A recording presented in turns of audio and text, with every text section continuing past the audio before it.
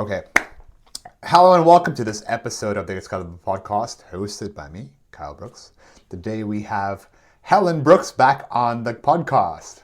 How are you doing today, baby? I'm doing well, thank you. It's always good to join you on the podcast, baby. I think that your knowledge and your input is being phenomenal in my life. It's actually helped me grow as a person more than anything else. And I think that your organizational skills and your ability to keep things on schedule is very instrumental to my success. And we were talking about that topic the other day, how it is to cope with somebody that is always having 5 different plans and things on the same time. Yeah. Some of the coping mechanisms. How are you feeling about that? Can you share me some input on that?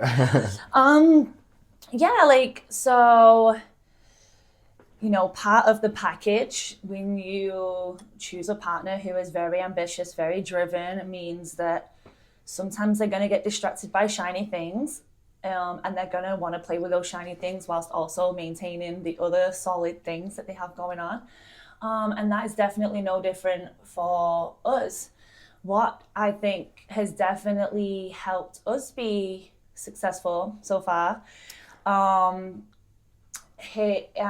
by no means is it perfect, and we're definitely still learning and developing and improving as a couple, but communication, as is said by every relationship guru going, is like one of the most fundamental things. And for me, what I have found interesting is us developing that communication, because one of the things that comes to mind is that I would always be asking, maybe on a Sunday, like, hey, what's the outline of your week? Or tomorrow, what do you have going on tomorrow?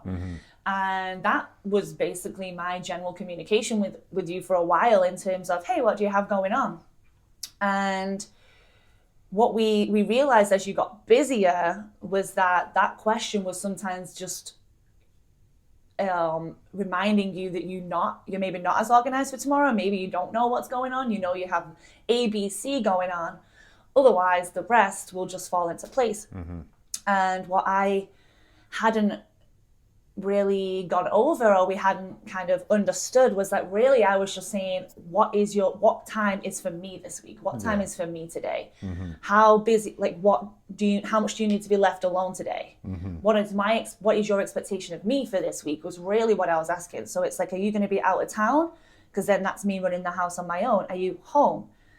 So I didn't really want details, who you've got a call with, how long's that call? I'm just like, when is it my time? When is it work time? So I would definitely say that communication is something what we're good at communicating, not always comprehending. Right. And obviously, like you say, we're still on that journey, but I'm a big communicator of expectations and needs. I need that for my own kind of, I don't want to say security, but I want to say I need to know where my external accountability is before I can plan my internal. So for my week, if I know that the only day you're going to be free is Wednesday, the last thing I want to do is then schedule social time with my friends on that night. Yeah.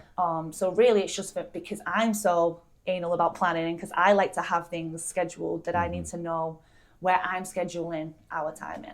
Right. So I would definitely say that is a big thing for any couple who, have big goals, have big dreams, are going to be working hard and moving forward. And I think that's something that we do well, have improved on, and can still do better. Definitely. For sure. Yeah, I completely understand where you're coming from. I think the initial point, or the point of contentment for me, was not understanding what the rationale behind your question was. And there's a saying in NLP that the meaning of the communication is the message that you receive back.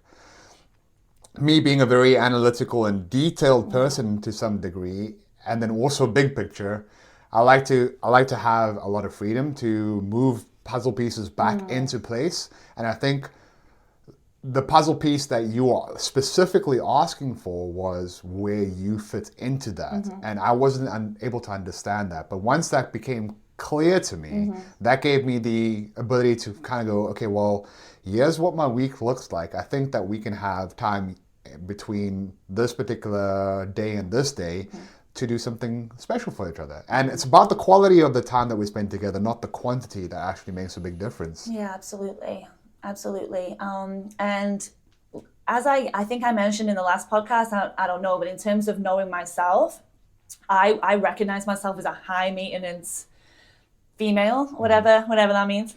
I know that I do like to have quite a lot of attention. I like to, I have certain needs that need to be met that might be a little more than other people who can be a bit more laid back and are quite happy to just have someone floating in and out as they go. But for me and my energy and my distribution and with what I want to do, it helps me to have that little bit of expectation. Like I'm not saying it has to be like super rigid. I'm not saying like, okay, Tuesday night for our 1 hour, he told me that's our like 1 hour. Like obviously it can still like really? say, Oh wow, okay. the puzzle pieces can still move around. But unless I'm told otherwise, at least I know for Tuesday, that's the time when it's been put together that we're going to be doing something. So I make sure I'm available. If it's just on the fly, then you just have to accept that sometimes you're not going to be on the same page. Yeah. But what I was struggling with a little bit in the beginning, because we hadn't got that initial communication down of like, when's our time this week? When's our like date time? The way I saw it was like, well, if we weren't living together, when would you be making time for me? Yeah. Like if I'm not here in the house for you to see, making a cup of coffee, I got a little fervent there, making a cup of coffee, or I'm just like down here watching TV when you happen to have a moment. If you weren't seeing me, when would that time be? Right. Because I find it hard if I've told myself I'm Netflix and chilling, and then you suddenly want to do something. For some people, that would be great. For me, it's like, oh, but I already committed to sitting on the couch and watching this program. Yeah. So yeah, definitely something that is important. And it's interesting what you say about the message you get back. I think that double checking sometimes, because sometimes if you respond in a way, I'm like, hold up, that wasn't the response I was expecting. What did I put out differently here that got picked up wrong? And I think that's one of the things that is great about us and is a great strength in our marriage, is that even though there are definitely times when we don't comprehend each other, or there isn't a misinterpretation of the message, or depending on our mood, we project our own internal stress onto the situation. Depending on how hungry you are. we're always be like, hold up, something was missed there. Let's come back and like fix it, even if it has to be another time. I think so. It's definitely, the communication is a big part of it, but also it's involving each other on the particular dreams that we have, right? I think that's something that has helped immensely. Like you're on the podcast right now. It's fought a little bit to get you on here. It's a lifelong dream of mine to be on a podcast. But yes, it's finding those activities that mean something to me, but trying to involve you in the dream. And the same with you. When something's important to you, you involve me. Like netball, how many times have we had a weekend where we got away and were able to get involved in a sport activity that's exceptionally important to you, but we made something out of that. So it's not just looking at it from this is your thing and this is my thing, right. but rather how can we coincide and bring some of our time together in that aspect. Yeah, and that's really what I think people fundamentally want in like a marriage and a partnership is this idea of like having someone to share your experiences in your life with, not necessarily to have everything be together. I know you've talked about that a lot, like having your own individual vision, but still finding moments to enjoy that with each other and be interested in each other's vision, and also ensuring that those different activities or different things are still aligning with the underlying values and things that we think are important. So whether that be fitness, health, activity, adventure, progress, like the things that we do underlying, like, contribute to those things that we've established early on in the relationship. Definitely. Yeah. It's a witness to your life. That's the thing that I've wanted, and I've got that in you, baby. Yeah, it's a never-ending entertainment show at the Brooks house. It's like, what are you working on today? Who are you calling today? Who are you seeing today? Where are you going? Which place you going? Oh, you've got that speech. Oh no, you've got that charity thing. Oh no, okay. But yeah, it's been an awesome experience, especially over the last couple of weeks, months. I think this year has been a massive year for us in both aspects. Like you did this amazing celebration on Monday for me. Because at the end of the day, I don't see what I've accomplished as something that is, to me, it's just another box ticked for some of the times. And you have framed it in such a way, no, this is actually important. This is something that you've accomplished, and it should be celebrated. Absolutely. You're definitely a grounding force in that aspect of our lives. I think that it's helped bring me into a perspective of that, yes, there are accomplishments that I am doing. I should stack those victories, but also harmonizing that with not resting on my laurels. Yeah, absolutely. Just too humble for your own good sometimes. Too humble, baby, sometimes.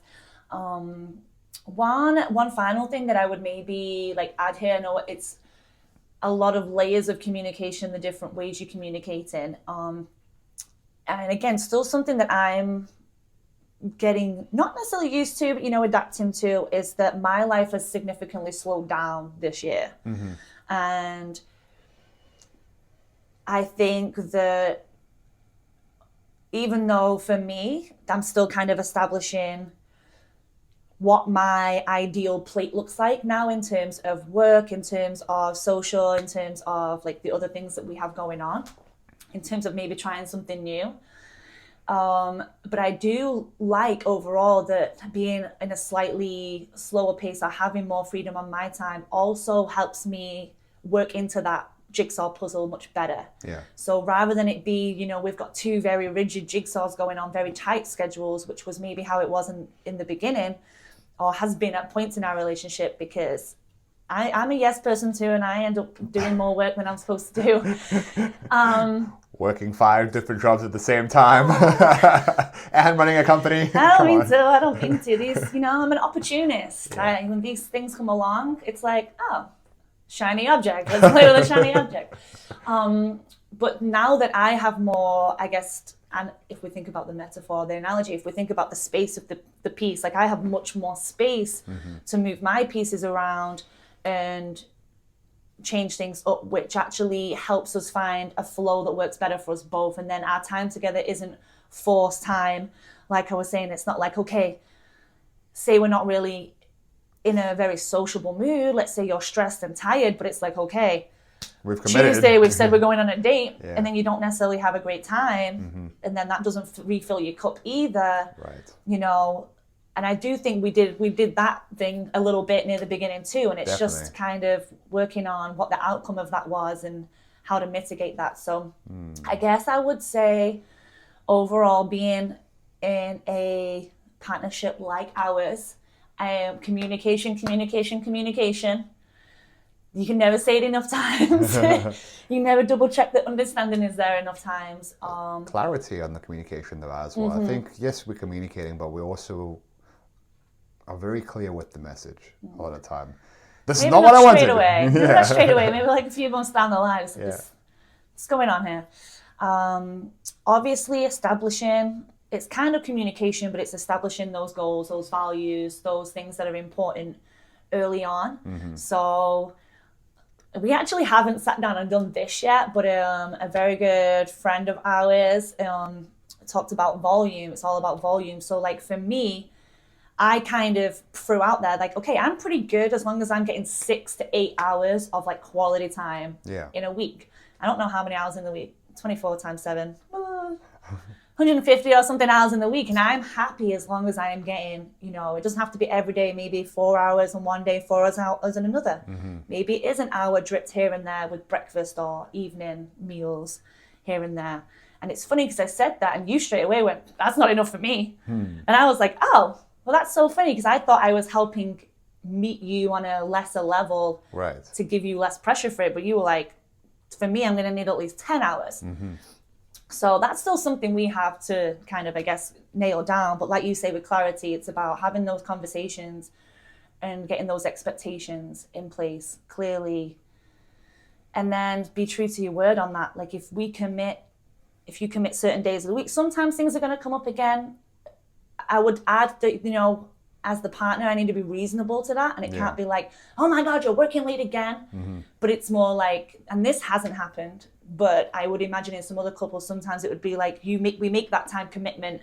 And then second time round, it's like, sorry, we can't do it. Third time round, we're going to have to push it back. At that point, I would be like, whoa, whoa, whoa. Yeah.